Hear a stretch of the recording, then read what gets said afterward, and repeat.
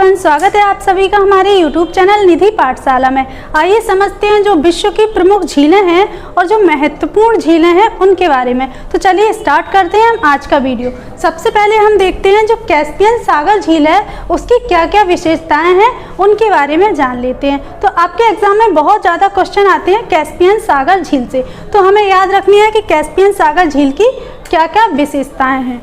तो क्षेत्रफल और आयतन में यह विश्व की सबसे बड़ी झील है। क्षेत्रफल यानी एरिया वाइज और वॉल्यूम से देखा जाए तो कैस्पियन सागर जो झील है वो सबसे बड़ी झील है। ये आपको बहुत अच्छे से याद रखना है क्योंकि यहाँ से आपके एग्जाम में बहुत बार क्वेश्चन बनता है।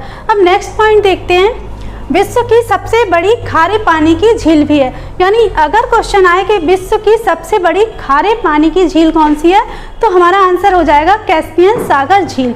ये आपको अच्छे से याद रखना है। उसके अलावा नेक्स्ट क्वेश्चन है कि एशिया की सबसे बड़ी झील कौन सी है, तब भी हमारा आंसर होगा कैस्पियन सागर झील।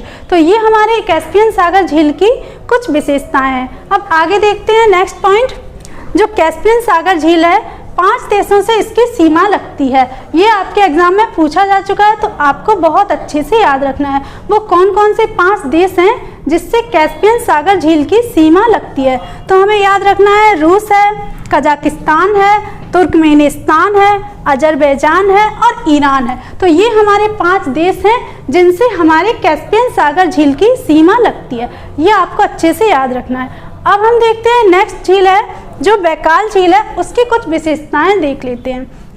तो हमारा पहला पॉइंट हो जाएगा विश्व की सबसे गहरी झील है। यानी जो बैकाल झील है वो विश्व की सबसे गहरी झील है, ये आपको याद रखना है। नेक्स्ट पॉइंट है रूस के साइबेरिया क्षेत्र में ये स्थित है। यानी जो बैकाल झील है वो रूस के साइबेरिया क्षेत्र में स्थित है, इसीलिए इसे कहा जाता है साइबेरिया का मोती, क्योंकि इस झील के जो आसपास का क्षेत्र है वहाँ पर बर्फ जमी रहती है और बर्फ जमी होने के कारण ये मोती की तरह चमकती है, इसलिए इसे कहा जाता है साइबेरिया का मोती। तो आई होप फ्रेंड्स ये दोनों झीलों के बारे में आपको बहुत अच्छे से समझ में आया होगा। तो आइए समझते हैं कुछ अन्य महत्वपूर्ण झीलों के बारे में। तो आज हम समझते हैं विक्टोरिया झील के बारे में, टिटिकाका झील के बारे में और ऑस्ट्रेलिया की एक महत्वपूर्ण झील है आयर झील के बारे में। तो सबसे पहले हम समझते हैं जो विक्टोरिया झील है उसकी क्या क्या विशेषताएं हैं। विक्टोरिया झील अफ्रीका की सबसे बड़ी झील है, ये आपको याद रखना है। उसके अलावा यह तंजानिया, युगांडा और केन्या के मध्य स्थित है। यानी ये 3 देशों से घिरी हुई है विक्टोरिया झील। यहाँ से क्वेश्चन बहुत बार बनता है तो आपको बहुत अच्छे से याद रखना है।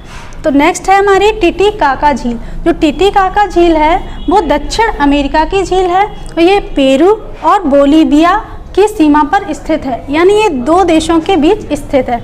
उसके अलावा इसमें नेक्स्ट पॉइंट है यह विश्व की सर्वाधिक ऊंचाई पर स्थित नौकायन झील है। यानी इसमें नावों का संचालन बहुत ज़्यादा होता है, तो ये नौकायन झील है और ये सबसे ऊंचाई पर स्थित है। ये आपको बहुत अच्छे से ये पॉइंट याद रखना है, ये आपके एग्जाम में पूछा जा चुका है। नेक्स्ट पॉइंट हम देखेंगे आयर झील के बारे में। जो आयर झील है वो ऑस्ट्रेलिया की यानी ऑस्ट्रेलिया की सबसे बड़ी झील है। तो अगर पूछा जाए कि ऑस्ट्रेलिया की सबसे बड़ी झील कौन सी है तो आयर झील ऑस्ट्रेलिया की सबसे बड़ी झील है, ये आपको याद रखना है। तो आई होप फ्रेंड झीलों के बारे में जितने भी पॉइंट थे आपको बहुत अच्छे से समझ में आए होंगे। तो अगर आपको हमारा वीडियो पसंद आया है तो आप हमारे वीडियो को लाइक कीजिए, हमारे चैनल को सब्सक्राइब कीजिए और शेयर भी कीजिए।